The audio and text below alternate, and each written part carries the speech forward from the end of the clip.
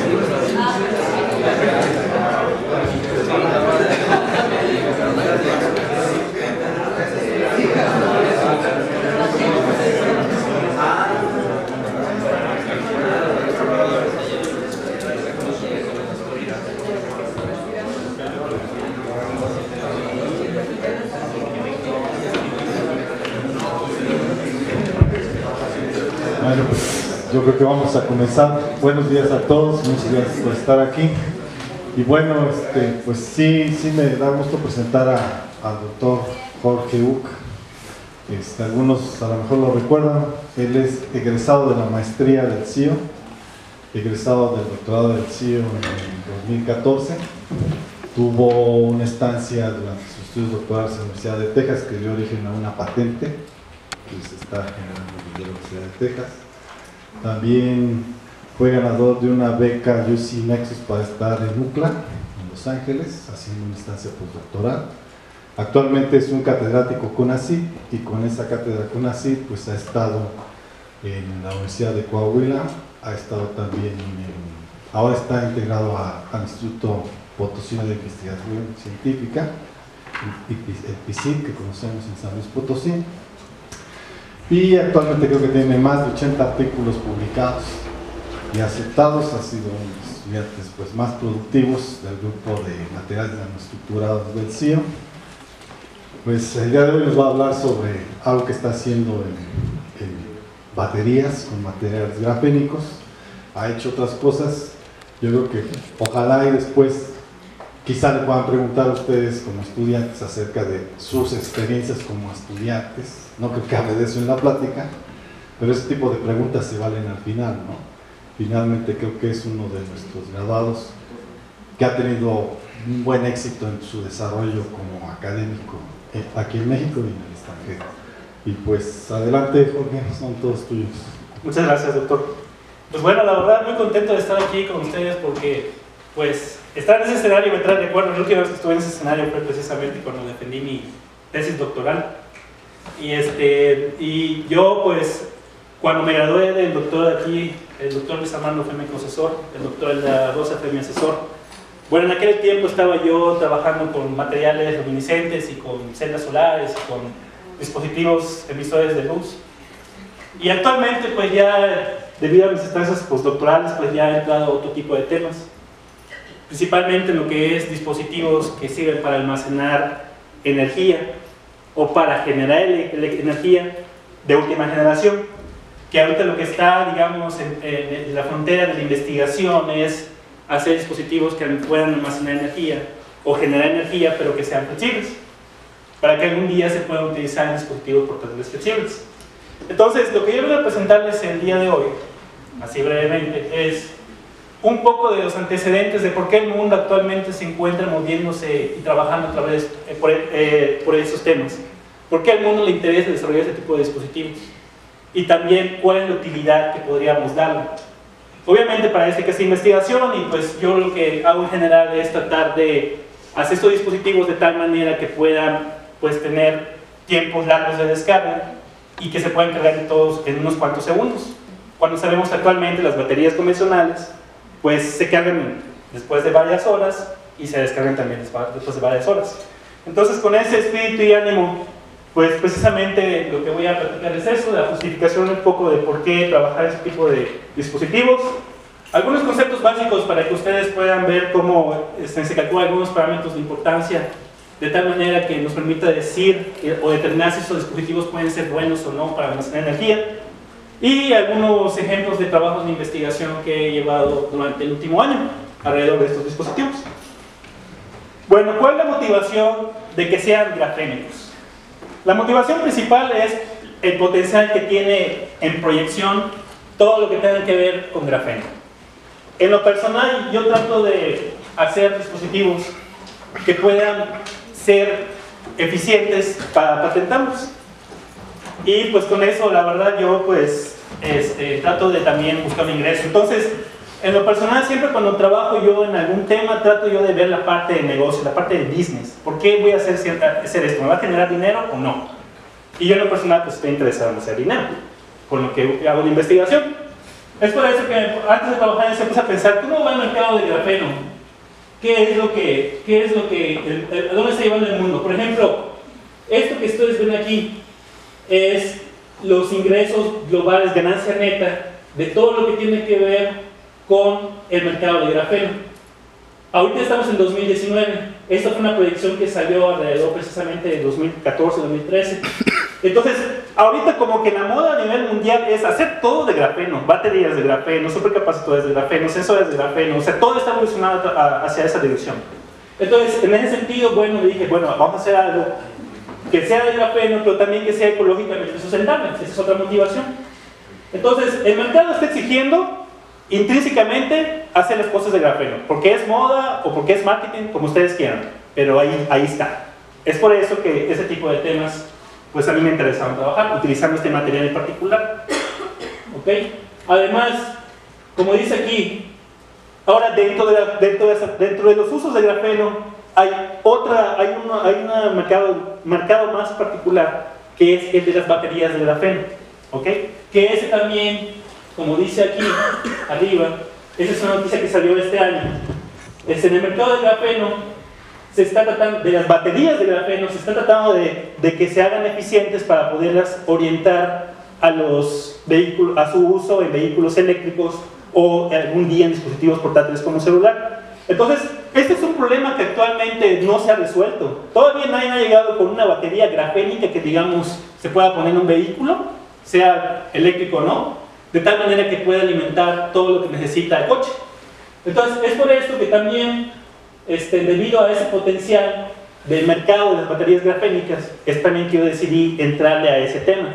Para que, bueno, o sea, en el sueño ideal, ¿no? Se desarrolla una batería que sea escalable en producción de masa, que tenga ciertas características de almacenamiento de energía, pues bueno, a lo mejor me conviene patentarlo y venderlo. Entonces, eso es por la que en particular, dentro de todas las aplicaciones de grafeno, yo me estoy orientando a lo que son baterías de grafeno. Porque al final, otra cosa es que todos estamos de acuerdo que este es el centro de entretenimiento de todos. Aquí vivimos en Guam, de todos, de casi todos. Pero bueno, este celular ya hasta incluso, por ejemplo, en Europa se utiliza para pagar, ya no se utiliza tarjeta de crédito, existen máquinas ahí donde se acerca el celular y pasas un pago. ¿Pero a qué me refiero con esto? Que el celular ahorita es un dispositivo de entretenimiento para millones de personas y que lo que las compañías buscan no es solamente hacer un celular con más funciones, sino también que su batería dure más. ¿Ok? Entonces, en ese sentido, las compañías también hacen investigación de cómo hacer baterías compactas hechas a base de grafeno, que hasta ahorita no hay. Son todas de litio. Ahora bien, lo que sí hay, y eso se lo puse aquí con una comparativa, es este tipo de batería. Esta aquí es una foto de una batería grafénica china. Esto ya existe en el mercado, los chinos nos venden pues a gran escala, ¿no? Pero esta batería tiene un problema todavía. Uno, que es voluminosa. Dos, que además sus tiempos de descarga o capacidad de entregar corriente es muy similar a las baterías, digamos, convencionales, por decir algo, de Duracell. Entonces, el mercado está exigiendo ahorita también hacer baterías que sean flexibles. ¿Por qué flexibles? Para poder incorporarlas algún día a dispositivos portátiles que sean flexibles, como celulares flexibles. ¿Y por qué se quiere un celular flexible? Porque ya quiere resolverse el problema de que cuando se cae el celular se rompe. Además, el otro problema es el desperdicio. Los componentes electrónicos que se tienen son difíciles de reciclar o son difíciles de almacenar a los que termina su vida útil. ¿Ok?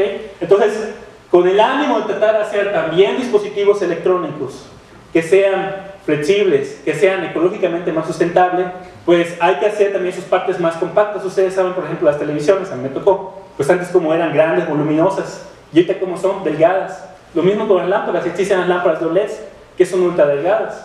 Entonces, ahorita la tecnología está tendiendo a tratar de compactar las baterías. Y ya existen algunos prototipos, algunas baterías comerciales que ya son flexibles, se venden muy poco realmente, yo según lo estuve checando, pero esas funcionan con litio. Y también otra cosa que se busca con ese tipo de baterías ya flexibles es que no se utilice el litio, porque el litio ya está tan grande su consumo que entonces en el mercado ya está empezando a escasear y entonces empieza a subir su costo. Y va a llegar algún momento en el cual el litio, que es la fuente de iones de este tipo de baterías, por ejemplo del celular, pues ya va a ser muy costoso y entonces se necesitan nuevas alternativas.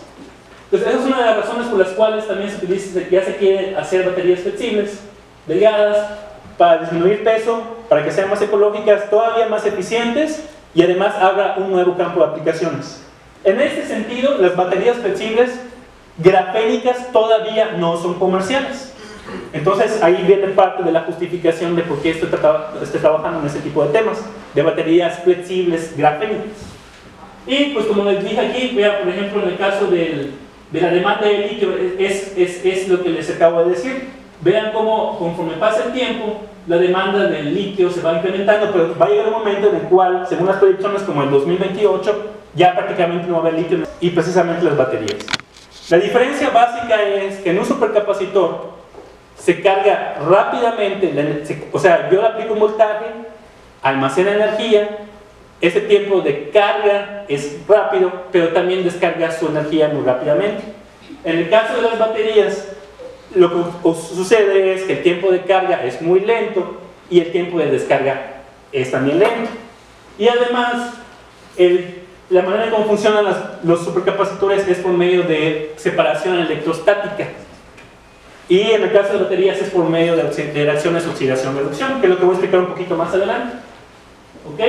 Entonces, en el caso de supercapacitor, pues es muy simple. Yo lo que hago es diseñar el capacitor. Estamos hablando del principio básico de un capacitor de placas paralelas, de placas metálicas, si lo quieren ver así, no de electrodos grafénicos. Y básicamente lo que hago es, tengo un electrolito que está en medio de las placas, tengo material dieléctrico que se pone en medio de las placas para evitar que estén en corto. El electrolito es mi fuente de iones, yo aplico un voltaje, separo las cargas y entonces las almaceno en las placas. Y dependiendo de la cantidad mientras más iones almacenen en las placas por medio de esta separación electrostática, entonces yo puedo tener mayor capacidad para proveer energía. Pero como les acabo de decir, los supercapacitores, cuando liberan esa energía, es muy rápido. En el caso de las baterías, ¿no? Y pues, estas son las ecuaciones básicas del supercapacitor. El voltaje depende de la distancia de separación de cargas y del voltaje de campo eléctrico que se le aplique, etcétera, ¿no? Si es algo muy sencillo. Pero entonces lo que se trata es, ahora bien, en cuanto a las clases de supercapacitores que existen de dos tipos. Los que son simétricos son aquellos que tienen sus electrodos hechos exactamente del mismo material. Y los que son asimétricos son supercapacitores que tienen, por ejemplo, el ánodo, por decir algo, hecho de grafito y el cátodo hecho, por ejemplo, de un óxido de litio, ¿no? Entonces son materiales distintos en ambos electrodos, por lo tanto se le llama asimétrico. Pero también la manera como almacenan la carga, los supercapacitores, hay dos mecanismos físico-químicos. Uno es el de capa eléctrica, el otro es la pseudocapacitancia. El de capa eléctrica, ¿en qué consiste? Es la simple separación de los iones y que se acumulen por atracción electrostática en los electrodos, que es lo que evidencia esa figura. A eso se le llama el electron double layer, ¿ok? Y luego en el caso de la pseudocapacitancia, que es la otra manera de poder almacenar carga, es los electrodos se diseñan de tal manera que cuando yo esté inyectando electrones a los electrodos para poder cargar el supercapacitor, los electrodos sufran, un electrodo se oxide, el otro se reduzca, de tal manera que esto me permita almacenar la carga. Y por eso se dice que funciona en convección de redos. Eso fue lo básico, ¿no? Ahora, en el caso de las baterías, aquí les puse un ejemplo de una batería de litio.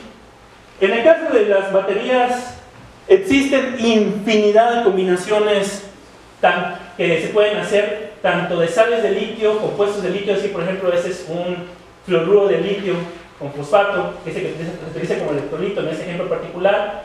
Este que está aquí es electrodo que es de grafito, y este que está aquí es un compuesto, esta M significa un metal de transición, puede ser cobalto, puede ser hierro, puede ser algún otro. Y entonces básicamente las baterías de litio se construyen con estos. Este es un ejemplo de una combinación posible para baterías de litio, pero básicamente lo que se hace es, en el proceso de carga, yo lo que hago es inyecto los electrones al entrar a la batería de litio cambian el estado de oxidación, por ejemplo, de los electrodos. Uno se oxida, otro se reduce, y precisamente así se almacena la carga. Cuando yo voy a descargar, simplemente esos electrones que están ahí, que fueron los que causaron la reacción de oxido-reducción, pues se salen, y entonces vuelve a cambiar el estado de valencia de los diferentes metales o componentes de los electrodos de la batería de litio.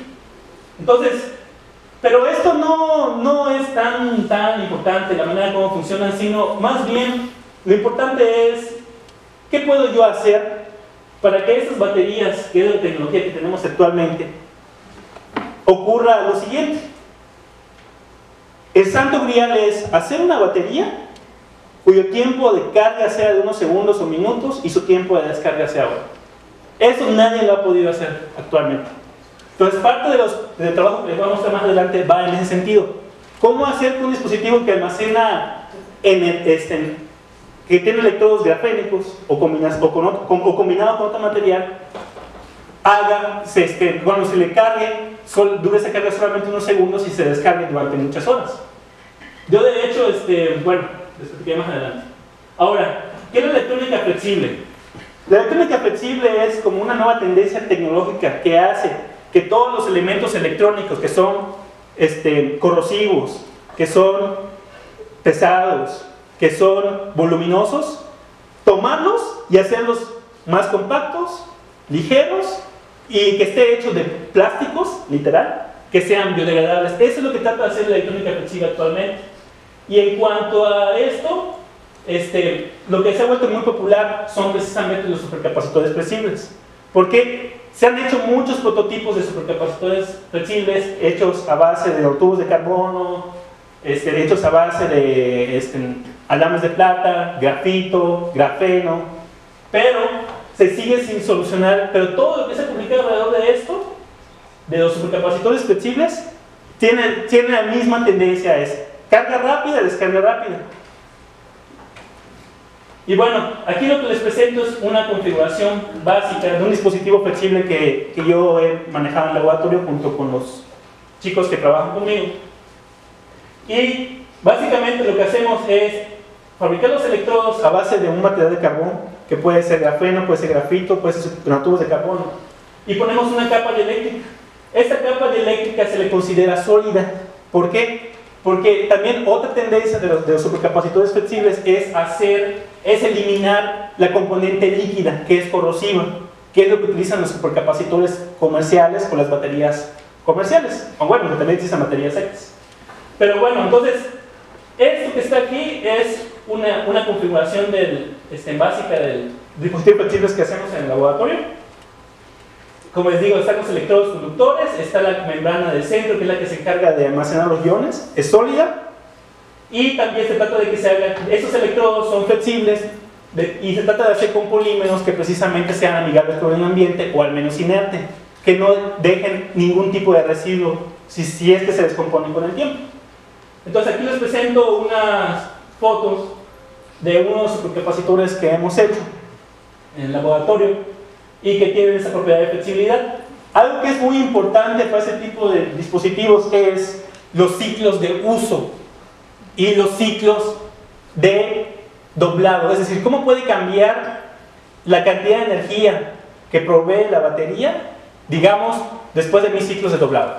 Entonces también tenemos una máquina que nos permite, por ejemplo, doblar la batería 1000 veces, y después medimos la capacidad de la batería o supercapacitor antes y después de los 1000 ciclos de doblado, y determinamos qué porcentaje se ha reducido esa capacidad o capacitancia.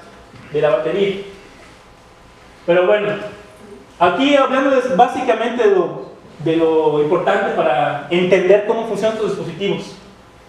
Se hacen dos caracterizaciones básicas. Este es para el caso de los supercapacitores. También se puede aplicar para las baterías. En el caso de los supercapacitores, se hace una curva de corriente contra voltaje y se obtiene una curva de histeresis similar a esta. Mientras más gorda sea esta curva y mientras más alta sea la corriente observada, quiere decir que tiene más capacitancia. La unidad de capacitancia son faradios por gramo. Y ese peso de gramos se determina tomando en cuenta en el peso de los electrodos. ¿Ok? Entonces, en realidad, esto es una curva de caracterización típica que se hace para los supercapacitores. Y si yo quiero calcular la capacitancia utilizando esta curva CB, se utiliza esta ecuación, que es básicamente 2 veces la corriente de carga por la integral del área de esa curva, dividido entre la masa de los electrodos y multiplicado entre voltaje máximo y voltaje, por una diferencia entre el cuadrado de voltaje máximo menos el cuadrado de voltaje mínimo. Y eso entonces nos permite obtener la capacitancia generada de esta curva. Y luego de que se obtiene la capacitancia, hay otros dos parámetros muy importantes que permiten decir si tu dispositivo que almacena energía es bueno o no comercialmente. Eso se llama la densidad de energía y la densidad de potencia. La densidad de energía me permite decir, tiene unidades de watt-hora entre kilogramo, y me permite decir cuánta carga puede almacenar mi dispositivo. Mientras que la densidad de potencia, que tiene unidades de de watts sobre kilogramo, me permite decir qué tan rápido esa energía almacenada es liberada por el dispositivo. Entonces, en ese sentido, estos tres cálculos, capacitancia, densidad de energía y densidad de potencia, son lo básico para poder determinar si mi dispositivo es bueno. Una batería de litio como la de celular tiene valores de densidad de energía en el rango de 150 a 300 watt-hora sobre kilogramo. Si yo obtengo un capacitor o una batería en ese rango de almacenamiento de energía, pues significa que puede posiblemente ser usado para una aplicación de celular. ¿Ok? Entonces, por eso es importante ese tipo de parámetros para poder comparar. Y este que está aquí es la capacitancia por unidad de área. También puedo sacar la capacitancia por unidad de área del electrodo. También la capacitancia se puede sacar a partir del ciclo de descarga. Déjame ver si tengo aquí la ecuación. Sí, creo que no. Sí.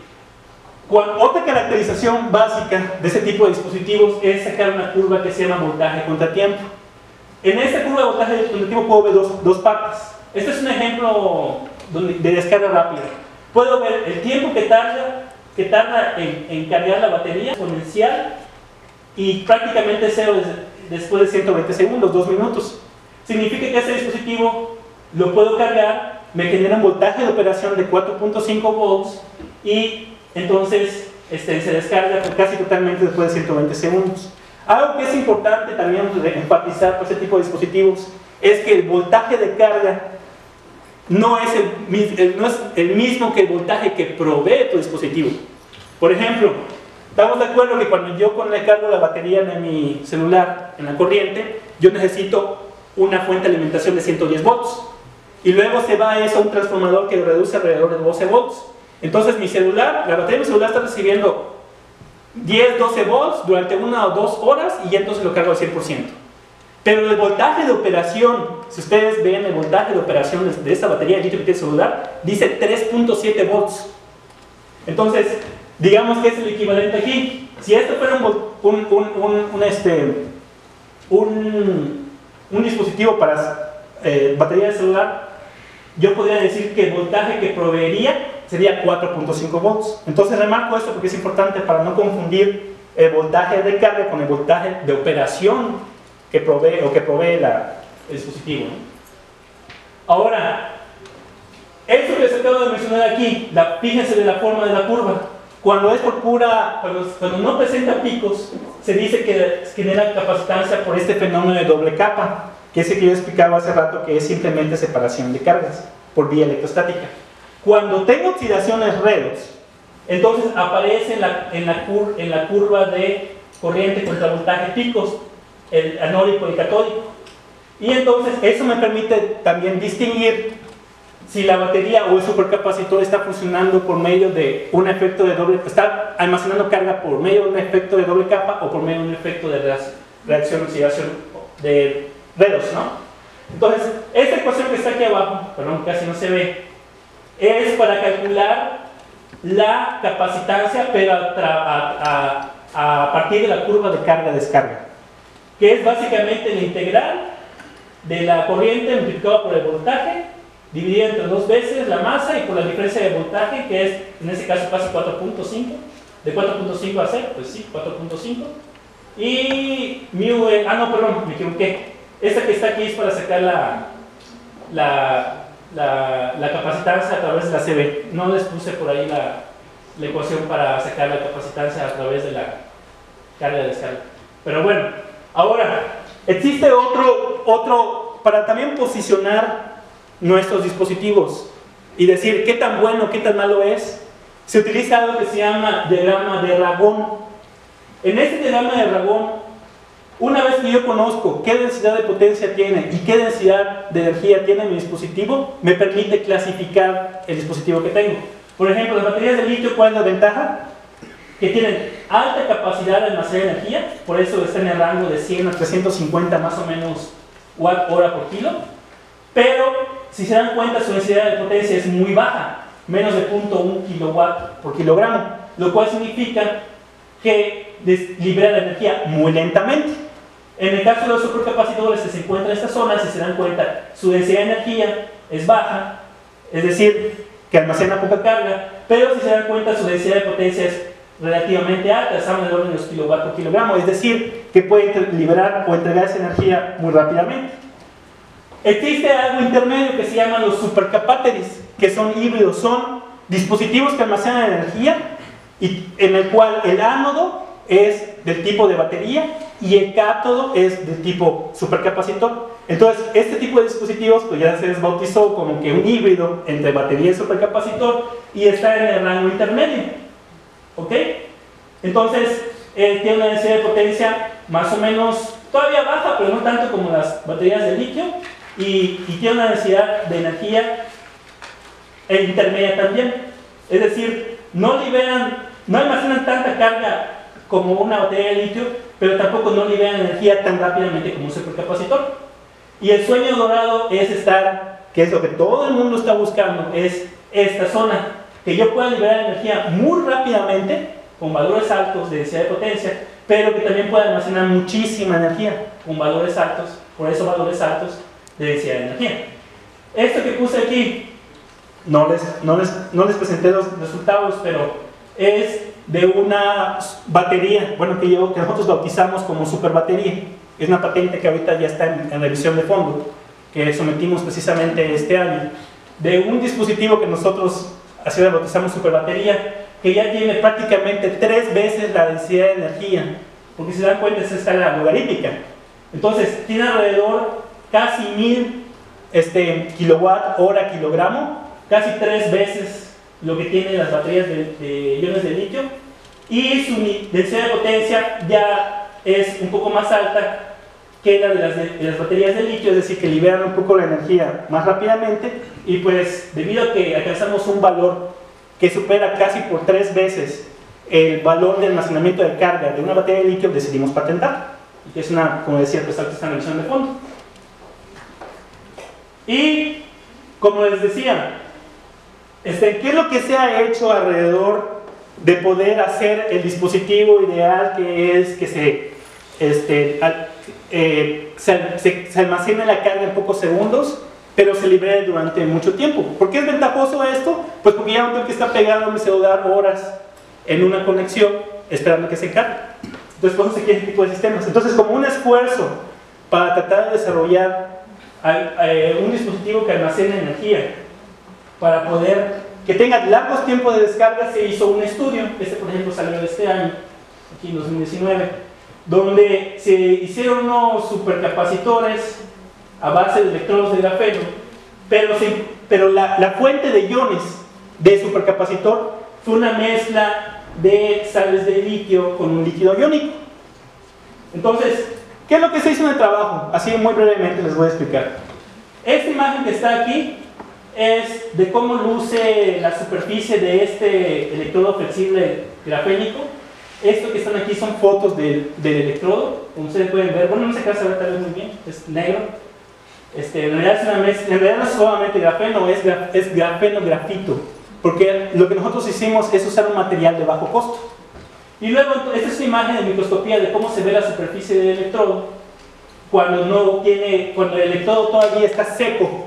Y luego aquí es una imagen de el electrodo cuando ya chupó el electrodo el electrolito, que es una mezcla de una sal de litio con el líquido iónico. Entonces, en el ánimo de poder obtener también dispositivos que almacenen energía, que pueda almacenar el dispositivo más iones para que después provea durante más largo tiempo más electricidad, lo que también se trata de hacer es tener electrodos que tengan muy alta área superficial. Es por eso que también se utiliza el grafeno. El grafeno típicamente tiene áreas superficiales reportadas dependiendo de qué tipo de... por ejemplo son nanoplatos de grafeno, arriba de 100 metros cuadrados por gramo. Y además, si se dan cuenta, bueno, aquí tal vez no se note en la foto, este electrodo que utilizamos es como una esponja, como las de los trastes. Chupa fácilmente el electrolito y lo almacena. Entonces, esta fue una de las cosas que se pensaron antes de hacer el dispositivo. ¿Qué características tiene que tener el electrodo de tal manera que yo pueda guardar en el electrodo la mayor cantidad de iones posible? Entonces, hay que tener mucha área superficial, tiene que tener mucha porosidad, etcétera, ¿no? Y ya esto que está aquí, pues ya nada más era un estudio que se hizo para demostrar qué grupos funcionales tenía el electrodo, que favorecían o no el almacenamiento de carga, y pues ya. El XPS pues solamente se hizo para confirmar que los iones algunos iones se quedaban anclados incluso a los electrodos. Lo que sucede es que en muchas ocasiones, si yo por ejemplo en un supercapacitor separo electrostáticamente las cargas, no es 100% de las cargas que se quedaban almacenadas se recombinan para generar la corriente. Entonces hay algo que se llama también eficiencia coulombica, que me dice, si meto 100 electrones al capacitor, ¿cuánto de esos 100 electrones saco cuando el capacitor se esté descargando? Eso se le llama eficiencia coulombica. Entonces, si por ejemplo tengo una eficiencia coulombica de 90, por decir algo, ¿no?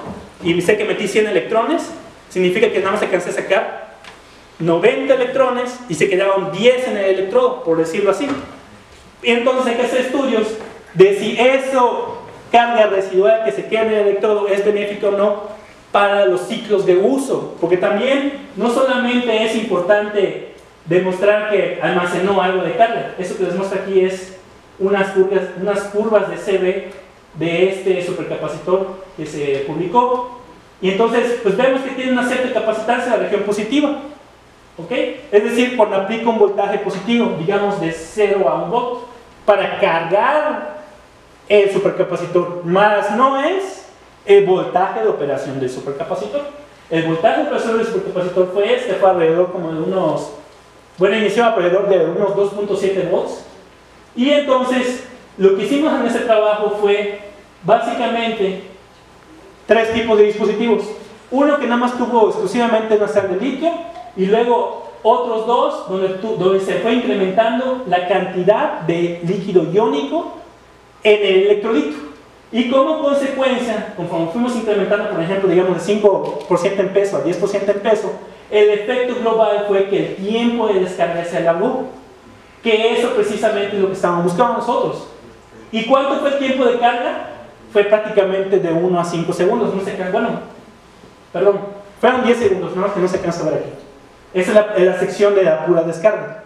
Entonces, eso es algo que tratamos de demostrar con este trabajo, que si tenemos el puro supercapacitor con una fuente de iones que es exclusivamente una sal de litio, entonces su tiempo de descarga es súper rápido, menos de 100 minutos. Pero cuando ya agregamos el líquido iónico al electrolito como una fuente adicional de iones, entonces el tiempo de descarga se alarga. Y esto, bueno, al final demostramos ese efecto, pero hay que ser honestos.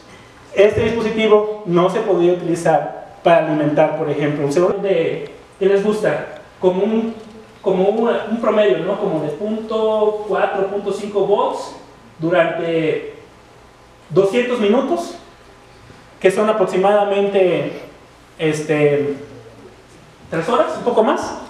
Entonces, y aparte el voltaje de operación durante esas 3 horas pues fue menos de 0.5, fue como 0.4, 0.5, entonces realmente no me serviría para alimentar un celular que requiere 3.7 y además el tiempo de descarga es más rápido todavía que el de una batería convencional de litio de celular.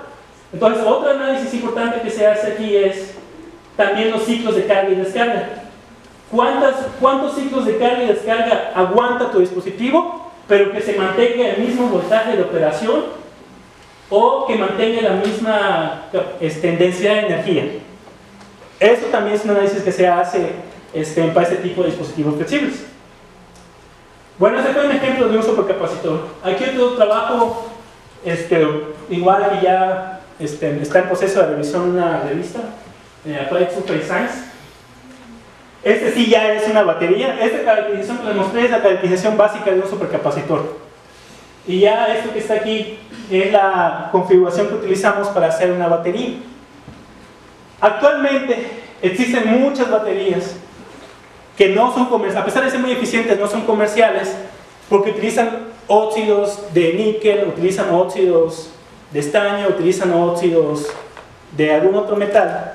Pero si yo hago una batería, supongamos, ¿no? Vamos a poner que es una batería, tal cual, donde un electrodo es grafito, y mi electrodo, y mi segundo electrodo es, digamos, grafito mezclado con óxido de níquel. El costo de meter el óxido de níquel a este segundo electrodo, comercialmente hablando, es muy alto. Incluso si se hace a producción de masa es muy alto y no es comercialmente viable. Eso es lo que dice la literatura. Entonces, la literatura te pregunta, bueno, de acuerdo a lo que uno lee en literatura, ¿cómo puedo yo hacer entonces una batería? De tal manera que yo puedo meter ciertos óxidos que yo sé que sintetizarlos directamente como óxido puro en el laboratorio es caro. Entonces, uno se pregunta, bueno, lo que estudiamos en este trabajo precisamente fue una alternativa, que es, agarramos un electrodo grafénico de los dos que conforman batería flexible. Bueno, aquí no se alcanza a ver la diferencia de tonalidad, perdón, pero uno lo recubrimos con una pasta que contenía una aleación magnética. Estas aleaciones magnéticas, entonces hicieron 3 dispositivos flexibles, donde un electrodo de la batería fue tal cual grafito grafeno y que es flexible, y el otro tenía sobre su superficie grafénica tenía una pasta que contiene una aleación magnética. ¿Cuáles son esas aleaciones? Aquí están. Probamos 3 tipos de baterías. Batería 1 tiene un electrodo de grafénico y el segundo electrodo tiene sobre esta pasta que tiene micropartículas de níquel, manganeso, galio. El segundo, níquel, manganeso, indio. El tercero, níquel, manganeso, estaño. ¿Ok? Y entonces lo que hicimos, como les había dicho, en realidad también para las baterías se puede calcular, se puede obtener la curva de carga-descarga y a partir de esta curva se puede calcular todos los parámetros de un supercapacitor. Pero bueno, entonces, lo que nos sorprendentemente, porque la verdad yo no esperaba eso, ya después explicamos cómo es que se fue modificando. Esta es una foto donde hay una partícula de níquel, manganeso, galio depositada sobre este electrodo grafénico. Y aquí no se alcanza a ver igual por las cuestiones de contraste, pero hay una capa delgadita de óxido. ¿Cómo confirmamos la presencia de este óxido sobre esta partícula? La confirmamos por XPS y la confirmamos con ODS. Ahí nos da la cantidad de oxígeno, la cantidad de níquel, la cantidad de magnesio, etcétera, etcétera, ¿no? Entonces, lo que pudimos demostrar es que cuando nosotros incluimos estas aleaciones en uno de los electrodos de la batería, sorprendentemente el voltaje de descarga se mantuvo constante durante 10 horas al menos, y además uno de los dispositivos tuvo prácticamente un voltaje de 1.5 volts. ¿Sí? Si nos vamos al ejemplo anterior, en el caso del supercapacitor, la caída es como una pendiente, pues una exponencial si lo quieren ver así, y aparte el tiempo de descarga fue mucho más rápido. Vean el voltaje, como les decía, comienza en 2.7, pero muy rápidamente, en menos de 100 minutos, cae en un rango de menos de 0.6 volts, y luego se descarga rápidamente y ya prácticamente sin servir en todo este tiempo que está aquí. Por lo tanto, yo no usaría para una batería, digo, para alimentar un celular. Pero que está aquí, que precisamente es lo que estamos demostrando en esa publicación que ya está enviada, es que nosotros ya encontramos una manera de poder modificar un electrodo de esa batería de tal manera que encontramos un voltaje de operación ya muy similar al que las baterías comerciales tienen, las Duracell o las alcalinas. Y esta curva que está aquí nos sirve para ver cuánto es la capacidad miliamperes hora que provee esta batería que contiene esta combinación de laciones magnéticas. Y vemos, por ejemplo, que en el caso de la batería que tiene el níquel manganeso galio, la cantidad de carga que entrega de miliamperes hora es como de 600 y algo. Aquí lo pueden ver. Bueno, es aquí, así se lee esta curva. Y aún está debajo de lo que una batería de Duracell entrega, porque una batería de Duracell entrega al menos 1000 miliamperes hora. Nosotros ya logramos, y 1.5 volts. Y nosotros con esta combinación ya logramos 1.5 volts y 600. Nos falta un poco, pero ahí vamos, hay que optimizarlo más. Y ya finalmente, para acabar, esta es una curva que nos ayuda, igual como decía, ciclos de uso. Después de los ciclos de uso, ¿cómo va cambiando esa capacidad en los miliamperes hora? Ya por gramo, tomando en cuenta el peso de los electrodos. Y nos damos cuenta que si del ciclo 0, que fue el primer ciclo, porque estas son baterías recargables.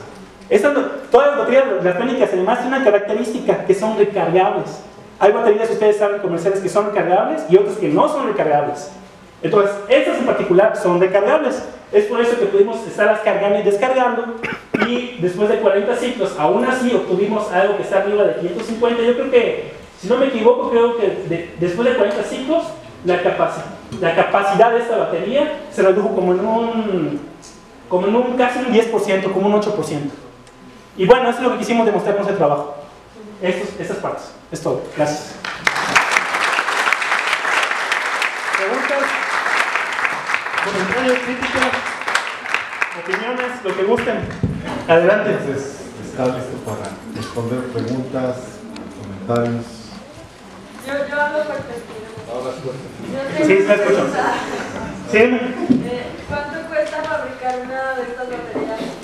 Bueno, la que es pura, la de la patente o esta última que acabo de presentar. Las dos. La de la patente es el estimo, si saqué el costo, alrededor de 15 pesos. Toman en cuenta que la cotización de la materia prima la va a comprar por Alibaba y viene de China. Y de esta aleación, como te digo, a este trabajo apenas lo enviamos hace como 2 semanas ya a la revista, ya está under review en el Applied Surface Science, pero no he estimado el costo de esta. La aleación magnética, hacerla es un método rápido, porque hay métodos de sintetizado por plasma, pero aún así yo creo que eso es caro, que utilizan en el IPCIL para hacer estas aleaciones, y a veces también las refunden. El galio no sé qué tan caro sea, pero por ejemplo, lo que es el níquel, manganeso, estaño, eso sí, de esos 3 elementos, metales puros, sí son baratos. Esta aleación que está aquí es metal puro. Lo que nosotros encontramos es una manera de hacer que estos metales, cuando estén en el electrodo, se oxiden para que sirvan entonces como centros redos para poder generar carga para la batería. Y eso es lo que muchos en literatura critican, porque en literatura decían, es que yo necesito utilizar, digamos que 50% del peso de mi electrodo sea óxido de níquel, o sea óxido de manganeso, o sea un óxido de cobalto o hierro, ¿no? Pero nosotros aquí demostramos también que no necesitamos oxidar, no necesitamos tanto óxido, solamente necesitamos una película, pero eso sí, esta película contiene los 3 óxidos, el óxido de galio, el óxido de manganeso y el óxido de níquel. que es lo que demostramos por XPS, por EDS, pero no lo puse aquí. ¿Alguna otra pregunta? Aquí el doctor, dime. ¿Qué debo entender cuando dices grafeno grafito? Grafeno grafito significa que el electrodo no es ni 100% grafeno ni es 100% grafito, es una mezcla. ¿Cómo obtienes el grafeno que estás utilizando? Es comercial, yo lo compro y hago ingeniería para hacer el electrodo. ¿Número de capas? Eso no te lo puedo decir. Eso es parte de la patente, es parte también del truco por el cual funciona. Yo tengo, a ver, bueno, si lo que estoy viendo es que utilizas un electrolito. ¿Qué tiempo de vida tendría la batería? Porque ves que, bueno, luego los capacitadores, las baterías se secan con el tiempo, luego se hinchan, pasan reacciones químicas. Entonces también hay que ver si tenga un mejor rendimiento a lo que hay en el mercado para poder competir, porque también puedes comprarlo, pero a lo mejor te dura un mes o así. Sí, estoy de acuerdo contigo. No sé si te acuerdas, al principio de la plática mencioné que lo que nosotros utilizamos es una membrana sólida, es un electrolito sólido, y con eso evitamos ese problema que tú dices. Entonces no se seca ni nada, con el tiempo no se deteriora. Ya está seco, es una fuente seca, sólida, flexible, que contiene los iones. Ah, ya. Y ya no ocurre ese problema. Gracias. ¿Cómo mide la flexibilidad? ¿Cómo puede decir que es flexible? No sé, midió el módulo de Young. Correcto, es correcto, eso no lo mencioné. Mira, precisamente es que depende del módulo de Young del electrodo. Tú puedes hacer tus electrodos flexibles y típicamente, para que tengas una idea, si yo tengo un módulo de Young entre 0.1 y 5 megapascales, significa que el material se puede estirar como una liga. Te das unos dos alambres, ya está ahí dentro encapsulado los electrodos, la membrana que es el electrolito sólido, y todos tienen un cierto módulo de Young. Entonces se diseña la batería de tal manera que todos sus componentes tengan un módulo de Young que permita doblar la batería como está en esa foto, pero que no se rompa, y además diseñado de tal manera que cuando yo haga ciclos de carga de doblado, porque digo que hay una máquina, aquí tenemos, que hace ciclos de doblado, yo trate de mantener la mayor cantidad de capacidad, miliamperes horas, o capacitancia, farads gramo, a pesar de 1000 ciclos de doblado o 100 ciclos de doblado. Lo que se reporte típicamente en literatura son al menos 100 ciclos de doblado.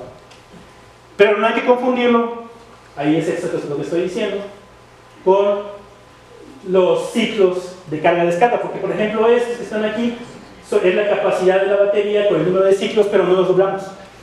Este es sin doblar. Entonces, la siguiente pregunta era con respecto a esas curvas. Mientras estaba doblado, ¿hizo la caracterización eléctrica? No, esta las hice en estado sin doblar. Esta, nada más con carga-descarga, carga-descarga, carga-descarga, carga-descarga. Esto es la capacidad de la batería de ciclos de carga-descarga cuando la batería no está doblada. Pero yo también podría, por ejemplo, hacer lo siguiente. Puedo agarrar, doblar la batería 100 veces, ¿sí? Y luego de que doble 100 veces, ahora sí la cargo y descargo 40 veces. Y a ver cómo cambia ahora esa curva. ¿Me explico? Hola. Hola. Adelante, adelante. Una pregunta. ¿Qué técnica de depósito utiliza para los electrodos? Los electrodos se hacen con un método de moldeo, no es una película. No es una película. No, es un compósito tal cual. Ah. Básicamente lo que se hace, si lo puedo decir, es agarro mi componente de grafeno grafito, lo mezclo con otra solución que tiene los polímeros, esa solución la vuelvo a mezclar, la vacío en un molde, se seca y ahí tengo mi composito. Básicamente. Es un método simple también. Bueno, no sé, ¿alguna otra pregunta, comentario acerca de cómo le va como estudiante? Sí, Samsung ya anunció la incorporación de una batería de grafeno para 2020 y 2021 que se carga en 12 minutos. ¿Es sólido o es flexible? Pues no tengo ni idea, o sea, tampoco lo Es que mira, es que eso al menos supe cuando estaba en Estados Unidos. Los condenados coreanos ya tienen la tecnología, por decir, lo que está cercano a Apple ahorita en 2019, si lo tenían los coreanos en 2015. Por ejemplo, ahorita todavía no hay ni siquiera en Estados Unidos, digamos, los celulares que quieren incorporar una celda solar para que se carguen. Eso existe en Corea, de hecho. Entonces, eso que tú me acabas de decir, sí es importante, porque me dice entonces a dónde va el mercado, lo que les dije hace rato. Pero yo creo que esa batería, de hecho ya hay Huawei y Samsung han sacado un celular con el display flexible, pero el display nada más es flexible, es como una cartera, no sé si lo han visto. Entonces, pero todavía las compañías están trabajando para hacer el resto de los componentes que todo el celular se doble. Entonces, por eso de todas maneras, este tipo de tecnologías flexibles algún día se van a utilizar. Porque al final es marketing. Lo que hacen es, van a dar una componente, que el display sea flexible. El siguiente año, display flexible y que tenga una cámara de display. Dentro de 2 años, display flexible y ahora que todo el celular sea flexible o que tenga celular, o sea, se lo van dosificando pues, para que haya novedad y todo el mundo compre año por año. Pero por eso de todas maneras, la parte de flexible, esa todavía no está resuelto. Es que el problema principal con este tipo de baterías que todo el mundo está buscando es eso que les decía, de que se cargue en unos segundos y se descargue en muchas horas. Eso nadie lo tiene. Y yo lo que estoy tratando de hacer con esos trabajos es esto. Estoy tratando de buscar alguna combinación, algún material que me permita cargar la batería en segundos y descargarla en horas. Por ejemplo. Gracias. Nada. Bueno, ¿algún otro comentario? ¿Alguien más? ¿Nadie? Bueno, pues entonces le agradecemos a Jorge.